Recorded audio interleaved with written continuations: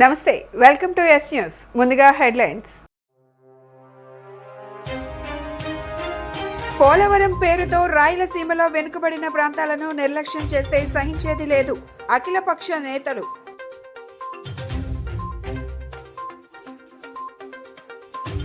యాభై 53వ PRTU ఆవిర్భావ దినోత్సవ వేడుకలు.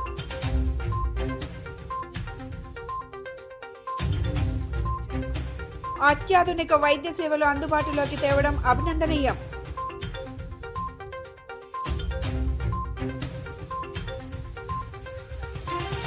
ఘనంగా ప్రారంభమైన గుణదల మేరీమాత ఉత్సవాలు. ప్రజారోగ్యానికి ప్రభుత్వం అత్యంత ప్రాధాన్యతనిస్తోందని, ప్రభుత్వ లక్ష్యానికి అనుగుణంగా పెద్దేశ్వర్ హెల్త్ సెంటర్ను అత్యాధునికంగా తీర్చిదిద్దడం అభినందనీయమని రాష్ట్ర ఆరోగ్య కుటుంబ సంక్షేమ శాఖ మంత్రి సత్యకుమార్ యాదవ్ అన్నారు. State of the heart multi speciality trauma critical care సెంటర్గా ఆధునీకరించబడిన పెద్దేశ్వర్ హెల్త్ కేర్ సెంటర్ను ఆదివారం ఆయన ప్రారంభించారు. సూర్యారావుపేటలో జరిగిన ఈ కార్యక్రమానికి మంత్రి కొల్లు రవీంద్ర, ప్రభుత్వ whip Bonda Umamaheswararao, MLA Gadde Rammohan Rao, star hospitals MD Mannava Gopichand తదితరులు ప్రముఖులు హాజరయ్యారు. ఈ సందర్భంగా మంత్రి సత్యకుమార్ యాదవ్ మాట్లాడుతూ, ప్రజల ఆరోగ్య పరిరక్షణకు కూటమి ప్రభుత్వం అనేక చర్యలు చేపడుతోందని అన్నారు. ప్రత్యేక కేంద్రాల ద్వారా క్యాన్సర్ నిర్ధారణ పరీక్షలు, నేత్ర పరీక్షలు ఉచితంగా నిర్వహిస్తున్నామని చెప్పారు. ఎన్టీఆర్ వైద్య సేవ ద్వారా విస్తృత స్థాయిలో ప్రజలకు ఉచిత వైద్య సేవలు అందిస్తున్నామని, పేద ప్రజలకు సైతం కార్పొరేట్ వైద్యాన్ని అందించేందుకు ప్రభుత్వం కృషి చేస్తుందని తెలియజేశారు. అంతర్జాతీయ స్థాయి ప్రమాణాలతో ఆసుపత్రికి అభివృద్ధి చేసి ప్రజలకు మెరుగైన వైద్య సేవలను అందుబాటులోకి తేవడం ఆదర్శనీయమని పేర్కొన్నారు. అనంతరం Peddeswar health care centre managing director doctor Pallem Peddeswararao మాట్లాడుతూ, రాష్ట్రంలోనే అతిపెద్ద క్రిటికల్ కేర్ సెంటర్గా ఆధునీకరించబడిన నూతన హాస్పిటల్ ద్వారా ఈ ప్రాంత ప్రజలకు మరింత విస్తృతంగా సేవలందిస్తామని అన్నారు. హాస్పిటల్ CEO డాక్టర్ ఆకాష్ పల్లెం మాట్లాడుతూ, కార్పొరేట్ క్వాలిటీ, ఎఫోర్డబుల్ రియాలిటీ నినాదంతో ఈ ప్రాంత ప్రజలకు తక్కువ ఖర్చుతో ప్రపంచ స్థాయి వైద్య సేవలను అందించాలనే లక్ష్యంతో నిరంతరం కృషి చేస్తున్నామని అన్నారు. రాష్ట్రంలో మరెక్కడా లేని విధంగా అంతర్జాతీయ ప్రమాణాలతో అతిపెద్ద క్రిటికల్ కేర్ సెంటర్గా తమ హాస్పిటల్ను తీర్చిదిద్దామన్నారు. మొత్తం 150 బెడ్లు, 8 ICUలు, 100 క్రిటికల్ కేర్ బెడ్లతో వివిధ విభాగాల వైద్య సేవలను ఒకే చోట అందిస్తామని తెలిపారు.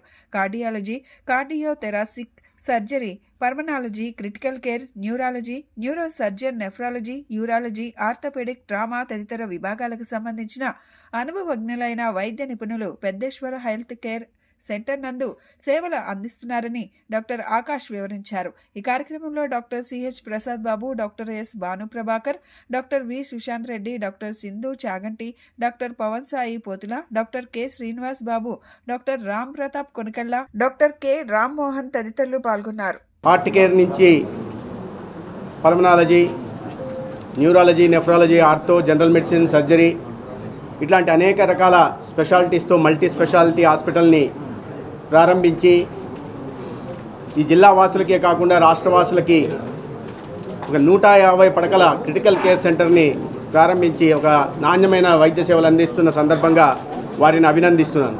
గత కొన్ని రోజుల క్రితం డాక్టర్ కామినేని శ్రీనివాస్ గారు ఫోన్ చేసి ఈ విధంగా డాక్టర్ పెద్దేశ్వరరావు గారు కొన్ని దశాబ్దాలుగా పేదలకు వైద్య సేవలు అందిస్తున్నారు, 6.5% పెంచి 24-25 ఆర్థిక సంవత్సరానికి 18,500 కోట్లు బడ్జెట్ కేటాయింపులు చేశారంటే పేదల ఆరోగ్య సంరక్షణ పట్ల ఎన్డీఏ ప్రభుత్వానికి, ముఖ్యమంత్రి చంద్రబాబు నాయుడు గారికి, ఉప ముఖ్యమంత్రి పవన్ కళ్యాణ్ గారికి ఎంత చిత్తశుద్ధి అనే విషయం ప్రజలు అర్థం చేసుకోవాల్సిన ఉంది.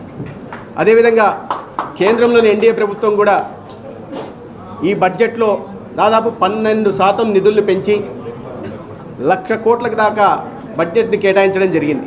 గత కేంద్రంలో నరేంద్ర మోడీ గారు ప్రధానమంత్రిగా బాధ్యతలు తీసుకున్నప్పటి నుంచి ఏటా బడ్జెట్ కేటాయింపులు పెరుగుతూ వస్తున్నాయి. జీడిపిలో ఎక్స్పెండిచర్ పెంచడం జరుగుతూ ఉంది. 15-16 ఆర్థిక సంవత్సరంతో పోలిస్తే 22-23 ఆర్థిక సంవత్సరానికి వచ్చేసరికి 29% నుంచి 48% కేటాయింపులు పెరిగాయని, ఒక 22-23 ఆర్థిక సంవత్సరంలోనే 9,05,000 కోట్లు సెంట్రల్ గవర్నమెంట్ లేదా స్టేట్ గవర్నమెంట్ నుంచి ఆరోగ్య రంగం మీద ఖర్చు పెట్టినట్టుగా, ప్రభుత్వ నిధుల్ని, ప్రజాధనాన్ని ఖర్చు పెట్టినట్టుగా ఎకనామిక్ సర్వే, ఇటీవల రిలీజ్ అయిన ఎకనామిక్ సర్వే చెప్పడం జరిగింది. పల్లెం పెద్దేశ్వరరావు మరి ఆంధ్ర రాష్ట్రంలో అందరికీ కూడా సుపరిచితులు.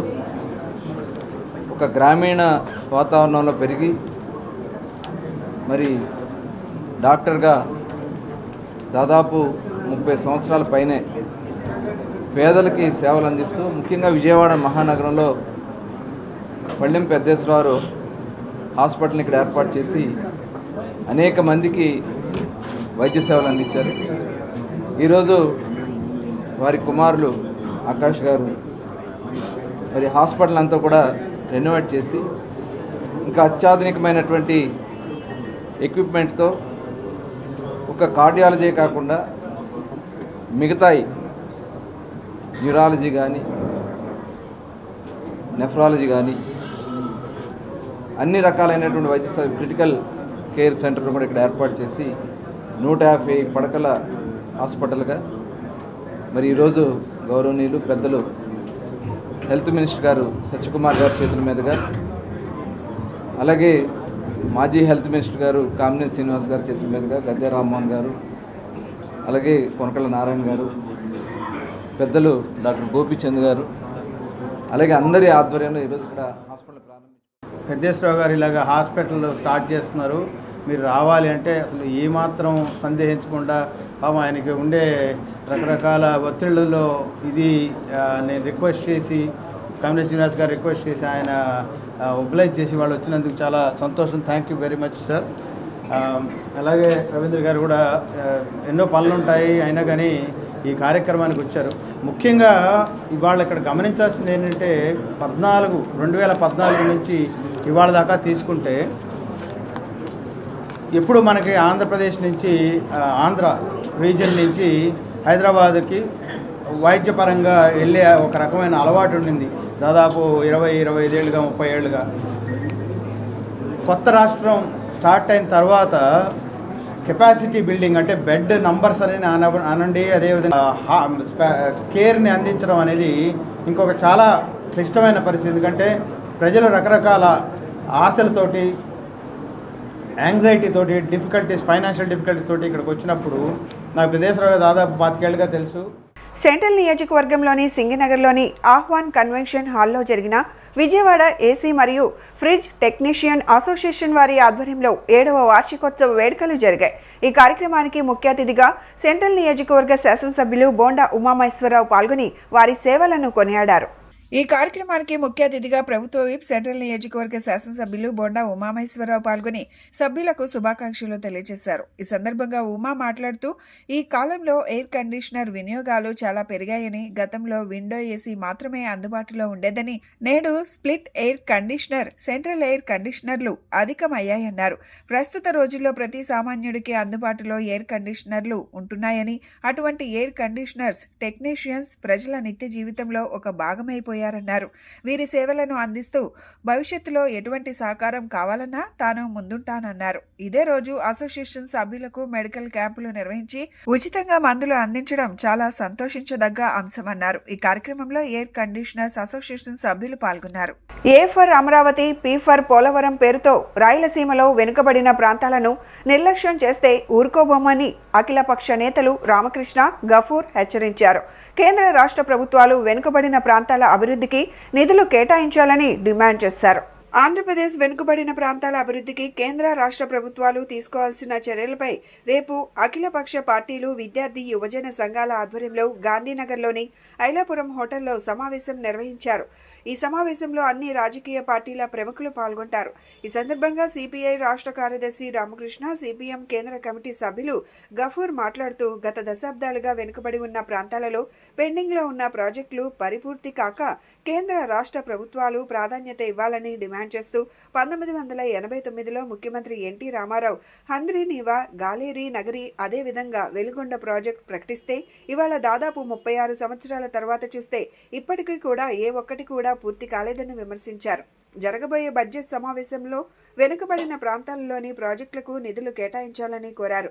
కేంద్ర ప్రభుత్వం వెనుకబడిన ప్రాంతాలకు ప్రకటించిన ప్యాకేజీని సాధించేందుకు ప్రభుత్వం పోరాడాలన్నారు. వెనుకబడిన ప్రాంతాలలో స్టీల్ ప్లాంట్ నిర్మాణానికి కృషి చేయాలని, దానికోసం తామందరి సహకారం కూడా అందిస్తామన్నారు. ఈ సమావేశంలో వివిధ పార్టీల ప్రజాప్రతినిధులు, విద్యా విభాగం నాయకులు తదితరులు పాల్గొన్నారు. సీమ ప్రాంతం యొక్క వెనుకబాటు సమస్య మీద ఈరోజు ఒక అఖిలపక్ష సమావేశాన్ని నిర్వహిస్తున్నారు. సిపిఎం పార్టీ మొదటి నుంచి కూడా ప్రభుత్వానికి చెప్తూ ఉన్నాం, రాష్ట్రం యొక్క సమగ్ర అభివృద్ధి ఉండాలి తప్ప కొన్ని ప్రాంతాల మీద ప్రత్యేకించి కేంద్రీకరించి మరికొన్ని ప్రాంతాలను నిర్లక్ష్యం చేయడం జరుగుతూ ఉంది. దానివల్లనే ఈరోజు రాయలసీమలో ఇప్పటికే వలసలు ప్రారంభమైనాయి. లక్షల మంది వలసలు పోతున్నారు. త్రాగునీటి ఇబ్బందులు కూడా ఎదుర్కొంటున్నారు. ప్రాజెక్టులు పూర్తి చేయాలనే ఆలోచన ప్రభుత్వంలో లేదు. ఏఎఫ్ఆర్ అమరావతి, పీ4 పోలవరం పేరుతో రాయలసీమను నిర్లక్ష్యం చేస్తే మాత్రం ప్రజలు క్షమించరని ప్రభుత్వాన్ని హెచ్చరిక చేస్తున్నాం సిపిఎం పార్టీగా. కాబట్టి అఖిలపక్ష సమావేశంలో సిపిఎం పార్టీగా ఈ ప్రాంతం యొక్క అభివృద్ధికి ఏ డిమాండ్స్ పెట్టినప్పటికీ బలపరుస్తాం. రాష్ట్రం యొక్క సమగ్రతను దృష్టిలో పెట్టుకునే వెనుకబడ్డ ప్రాంతాల ప్రత్యేక కృషి జరగాలి. రాష్ట్ర ప్రభుత్వం, కేంద్ర ప్రభుత్వం ఈ ప్రాంతాలకు అభివృద్ధికి నిధులు ఇవ్వాలి, ప్రాజెక్టులు పూర్తి చేయాలి, పరిశ్రమలు తీసుకొని రావాలని మేము డిమాండ్ చేస్తున్నాం సిపిఎం పార్టీ వైపు. వెనుకబడిన ప్రాంతాల్లో గత దశాబ్దాలుగా పెండింగ్ ప్రాజెక్టులు ఏవైతే ఉన్నాయో ఆ పెండింగ్ ప్రాజెక్టులు పరిపూర్తికి కేంద్ర రాష్ట్ర ప్రభుత్వాలు రెండు కూడా ప్రాధాన్యత ఇవ్వాలని మేము కోరుతా ఉన్నాం.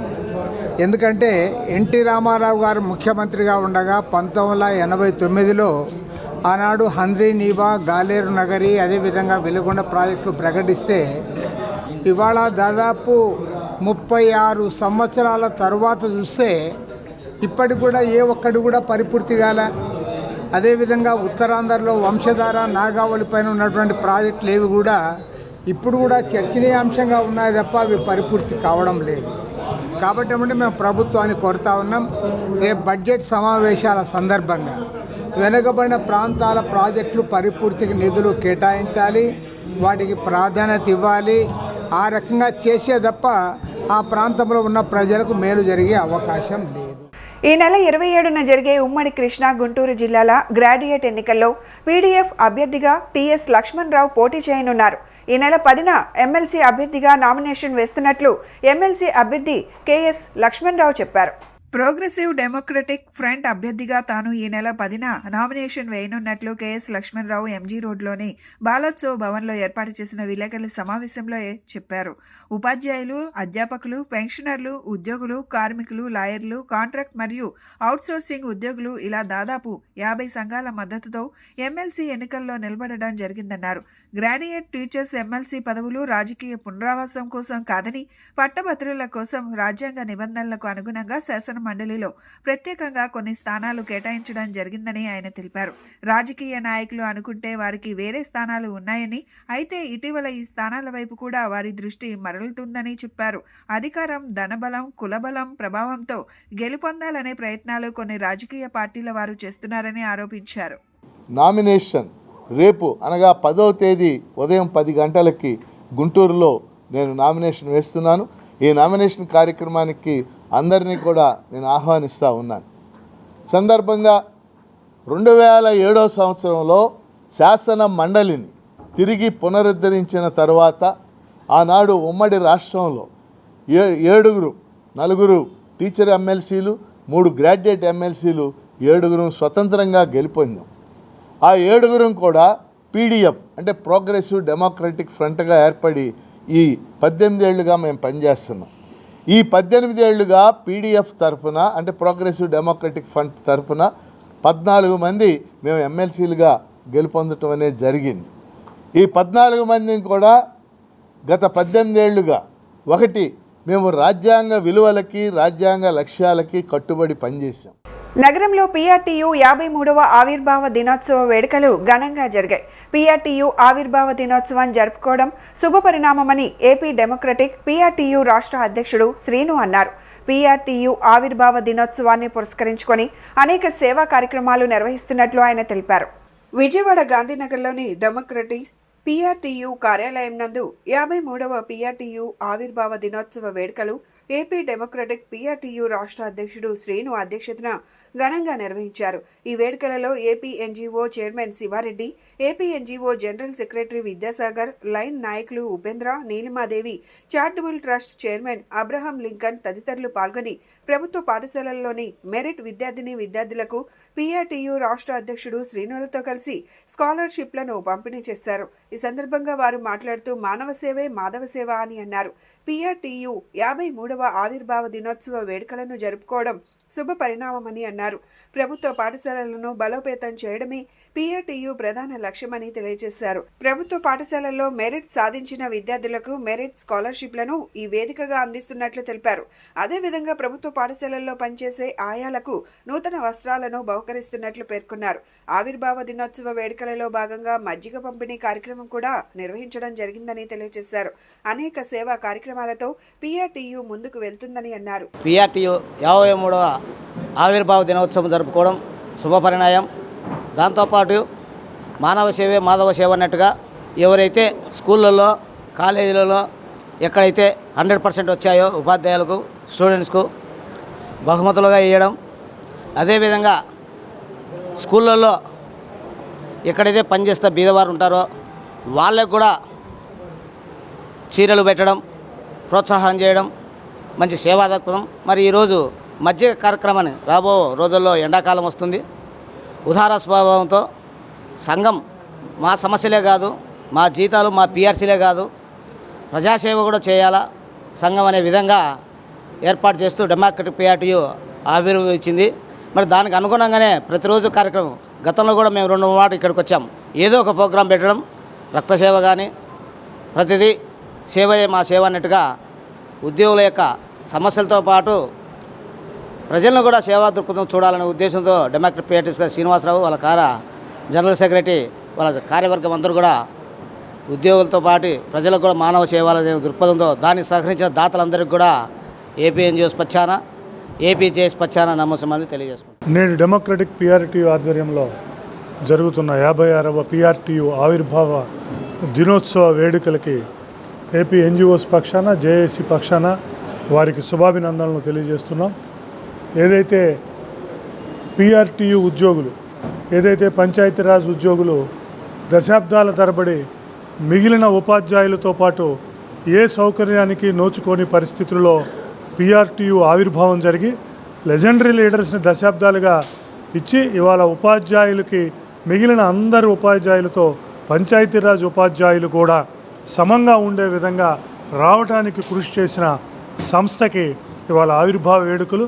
అలాగే మా PRTU D అధ్యక్షులు శ్రీనివాస్ అన్న ఇటువంటి కార్యక్రమాలు, సేవా కార్యక్రమాలు రాష్ట్ర వ్యాప్తంగా ఈ మొత్తం ఉపాధ్యాయులందరినీ ఈ కార్యక్రమాల మీద, అలాగే సంఘ కార్యకలాపాల మీద, ఉద్యోగ ఉపాధ్యాయులకు సంబంధించిన కార్యాచరణల మీద ముందున్నారు ఇప్పటివరకు. ఇక ముందు కూడా ముందుండాలని ఈ సంస్థ ఉపాధ్యాయుల సేవలో, అలాగే ఉపాధ్యాయులకు మిగిలిన రంగాలకు సంబంధించిన సేవలో కూడా ముందుండాలని కోరుకుంటాం. గత ఎన్నికల్లో కాపు కులస్తులు NDA కూటమి పక్షాన నిలిచి గెలుపునకు తమ యొక్క పాత్రను నిర్వర్తించడం జరిగిందని అఖిల భారత కాపు JAC జాతీయ అధ్యక్షులు గొర్రెపాటి అర్జున్ రావు తెలిపారు. అయితే ఎన్నికల అనంతరం కాపులకు ఇచ్చిన హామీలను విస్మరించిందన్నారు. గాంధీనగర్ ప్రెస్ క్లబ్ లో ఏర్పాటు చేసిన విలేకరుల సమావేశంలో అఖిల భారత కాపు JAC జాతీయ అధ్యక్షుడు అర్జున్ రావు మాట్లాడుతూ కాపు ఉద్యోగులపై జరుగుతున్న అనేక విధాలైన వేధింపులను, బదిలీలను అరికట్టాలని డిమాండ్ చేశారు. గత ప్రభుత్వం కాపులకు 2 లక్షల రూపాయల రుణాలు ఇచ్చి ₹1,00,000 సబ్సిడీ ఇచ్చిందని, ఆ రుణాన్ని ఓటమి ప్రభుత్వం 5 లక్షలుగా పెంచి 2.5 లక్షల రూపాయలు సబ్సిడీగా ఇవ్వాలని తెలిపారు. అఖిల భారత కాపు JAC రాష్ట్ర ఆర్గనైజింగ్ సెక్రటరీ ఆళ్ల తారక రామారావు మాట్లాడుతూ 2024 ఎన్నికల్లో పవన్ కళ్యాణ్ పిలుపు మేరకు రాష్ట్ర వ్యాప్తంగా కాపులంతా ఏకమై కూటమి పార్టీలను అధికారంలోకి తీసుకువచ్చేందుకు ఎంతో కృషి చేశారన్నారు. అయితే అధికారంలోకి వచ్చిన తరువాత కూటమి ప్రభుత్వం కాపులను నిర్లక్ష్యం చేస్తుందని, వారికి తగిన ప్రాధాన్యత ఇవ్వడం లేదని తెలిపారు.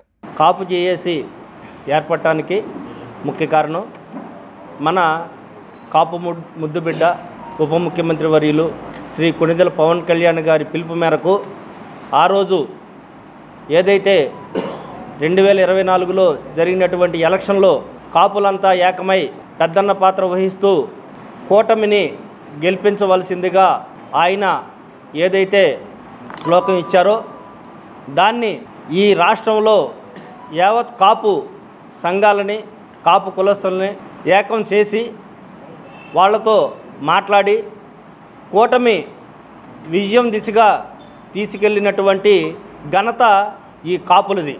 అట్లాగే అధికారం చేపట్టిన తర్వాత ప్రతి ప్రభుత్వాలు కూడా చేసేటటువంటి పనులు ఏంటంటే ఏరు దాటిన తర్వాత ఏరుమల్లన్న, ఏరు దాటిన తర్వాత తెప్పమల్లన్న అన్నట్టు అధికారం చేపట్టిన తర్వాత కాపులకు మొండి చేయి చూపించేటటువంటి నైజం ప్రతి ఒక్క ప్రభుత్వం చేస్తున్నది. గుణదల మేరీమాత మహోత్సవాలు నేటి నుంచి అంగరంగ వైభవంగా ప్రారంభమయ్యాయి. 3 రోజుల పాటు జరగనున్న ఈ ఉత్సవాలను విజయవాడ కథోలికా పీఠం బిషప్ తెలగతోటి రాజారావు లాంఛనంగా ప్రారంభించారు. తొలి రోజున నిర్వహించిన దివ్య బలి పూజకు భక్తులు విశేష సంఖ్యలో తరలివచ్చారు. మరియ తల్లిని ప్రార్థిస్తే సకల శుభాలు కలుగుతాయని ఈ సందర్భంగా ఆయన పేర్కొన్నారు. గుణదలలో పవిత్ర పుణ్యక్షేత్ర ప్రాంగణమైన గుణదల మేరీమాత మహోత్సవాలు నేటి నుంచి ప్రారంభమయ్యాయి. తొలి రోజు ఉదయం విజయవాడ కథోలికా పీఠం బిషప్ తెలగతోటి రాజారావు దివ్య బలి పూజ సమర్పించారు. పలువురు మత గురువులు, మత కన్యలు, భక్తులు ఈ దివ్య పూజలో పాల్గొని మరియ తల్లిని స్తుతిస్తూ ప్రత్యేక ప్రార్థనలు నిర్వహించారు. ఈ సందర్భంగా బిషప్ రాజారావు భక్తులను ఉద్దేశించి దివ్య బలి పూజలో ప్రసంగించారు. మరియ తల్లిని నిత్యం ప్రార్థిస్తే సకల శుభాలు కలుగుతాయన్నారు. మరియ తల్లిని దర్శించుకునేందుకు తెలుగు రాష్ట్రాలతో పాటు ఇతర ప్రాంతాల నుంచి విశేష సంఖ్యలో భక్తులు తరలి వస్తుంటారని తెలియజేశారు. 3 రోజుల పాటు జరిగే ఈ ఉత్సవాలకు సంబంధించి భక్తులకు ఏ విధమైన ఇబ్బందులు కలగకుండా అన్ని రకాల ఏర్పాట్లు, భద్రతా చర్యలు తీసుకున్నట్లు ఆయన వివరించారు.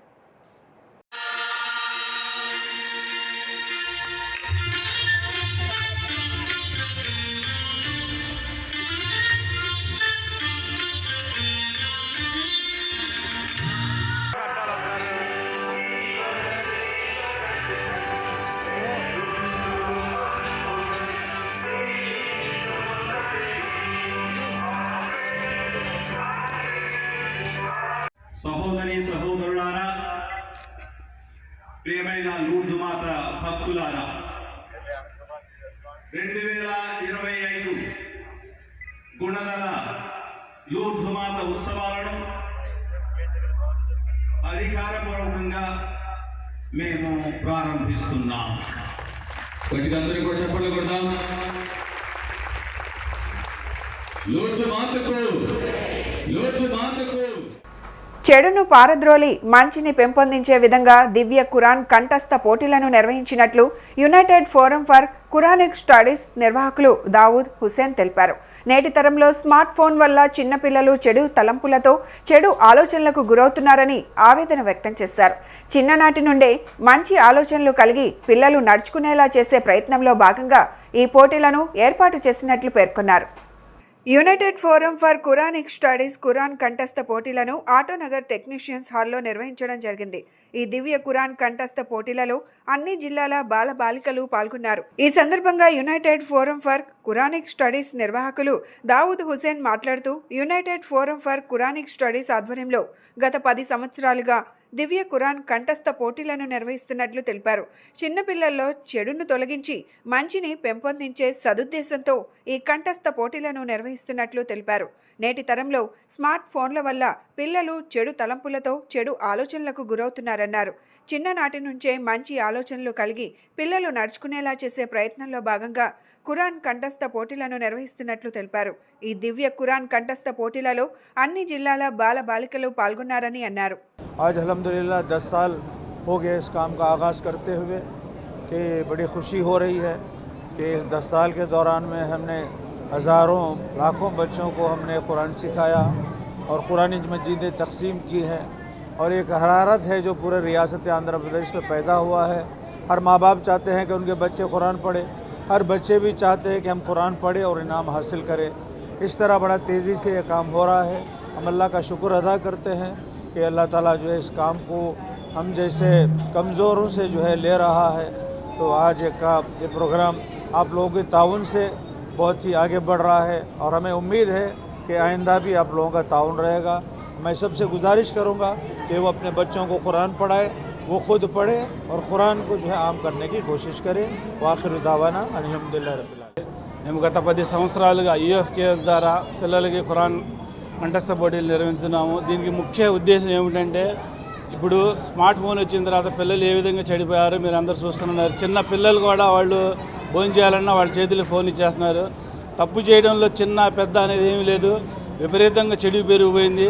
దీనికి ఈ చెడుని ఆపాలి అంటే ఏం చేయాలన్న ఒక తపనతో మేము పిల్లలకి ఖురాన్ కంఠస్థం నేర్పబడింది. ఈ ఖురాన్ అనేది చిన్న పిల్లాడు పుట్టిన కాడి నుంచి చనిపోయేంత వరకు ఏ విధంగా జీవితం గడపాలి, తల్లిదండ్రులతో ఏ విధంగా నడవాలి, తన తోటి సహృతులు ఏ విధంగా ఉండాలి, గురువుల్ని ఏ విధంగా వాళ్ళకి మనం గౌరవించాలి అనేది ప్రతిదీ క్లుప్తంగా ఈ ఖురాన్లో రాయడం జరిగింది. ఈ ఖురాన్ అనేది పూర్తి మానవ జాతికి సర్వమానవాళికి ఇది ఒక ఆదర్శం అన్నమాట. అందుకోసమే గత 10 సంవత్సరాలు దాదాపు 1,00,000 మందికి ఖురాన్ కంఠస్థ పోటీలు నిర్వహించడం. ఇంకా ఇన్షాల్లా ఫ్యూచర్లో ఇంకా పిల్లల్ని మేము ఇంకా ఖురాన్ పారాయణ గురించి ప్రోత్సహిస్తాం. దీని ముఖ్య ఉద్దేశం ఏంటంటే పిల్లల్ని చెడుగా ఆపాలి అన్న ఉద్దేశంతో మేము 10 సంవత్సరాలు చేస్తున్నామండి. జనసేన పార్టీ అధినేత పవన్ కళ్యాణ్ పిలుపు మేరకు సెంట్రల్ నియోజకవర్గంలోని వీర మహిళల ఆధ్వర్యంలో జనసేన నాయకురాలు విజయ్ కుమారి నేతృత్వంలో సింగినగర్లో అన్నదాన కార్యక్రమం జరిగింది. డొక్క సీతమ్మ ఆకలితో ఉన్నవారి ఆకలి తీర్చడమే ధ్యేయంగా ఎంతో మందికి కడుపు నింపిన ఆమె అంటే రాష్ట్ర వ్యాప్తంగా మన్ననలు అందుకున్న డొక్క సీతమ్మ ఎంతో మందికి స్ఫూర్తిగా నిలుస్తున్నారు. ఆమెను స్ఫూర్తిగా తీసుకున్న జనసేన వీర మహిళలు జనసేన అధినేత పవన్ కళ్యాణ్ పిలుపు మేరకు పేదవారికి అన్నదాన కార్యక్రమాలు నిర్వహిస్తున్నారు. ఎలా అయితే డొక్క సీతమ్మ తానే స్వయంగా తన చేతులతో వండిపెట్టిన భోజనాన్ని ఆకలితో ఉన్నవారికి పెట్టి ఆకలి తీరుస్తుందో అదే రీతిలో జనసేన వీర మహిళలు స్వయంగా తమ చేతులతో వండిన వంటలను ప్రజలకు వడ్డించారు. గత 7 నెలలుగా సింగనగర్ పైపుల్ రోడ్ ఆంజనేయ స్వామి గుడి వద్ద అన్నదాన కార్యక్రమాలను చేపట్టారు. డొక్కా సీతమ్మ గారి భోజనశాలలో అన్ని చోట్ల ఉండాలని మా పవన్ కళ్యాణ్ గారు ఒక ఆలోచన, ఆశయం కూడాను. ఆ ఆశయంతోనే మేము ఎప్పుడు ముందుకు వెళదామని ఈ డొక్కా సీతమ్మ గారి చారిటబుల్ ట్రస్ట్ని స్టార్ట్ చేశాము. ఎవ్రీ మంత్ మేము స్వయంగా మా చేతులతో మేమే వండి ప్రజలకు వడ్డిస్తాము. డొక్కా సీతమ్మ గారి గురించి మీకు తెలిసే ఉంటుంది. ఆమె నిత్యము అన్నదానం చేస్తూ ఎప్పుడు ప్రజల కోసమని ఆకలి అన్న వాళ్ళ ప్రతి ఒక్కరి ఆకలిని తీర్చిన వ్యక్తి. ఆమె స్ఫూర్తితోనే పవన్ కళ్యాణ్ గారు డొక్కా సీతమ్మ గారి భోజనశాలలు రావాలని అనుకున్నారు.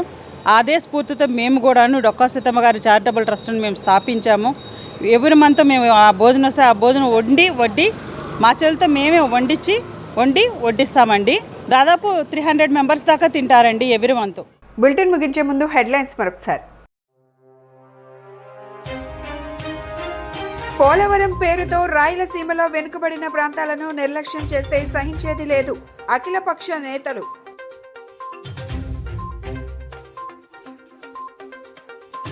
– 53వ PRTU ఆవిర్భావ దినోత్సవ వేడుకలు.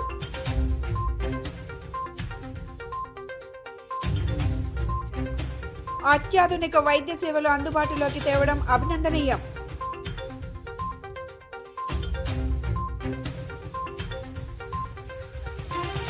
ఘనంగా ప్రారంభమైన గుణదల మేరీమాత ఉత్సవాలు.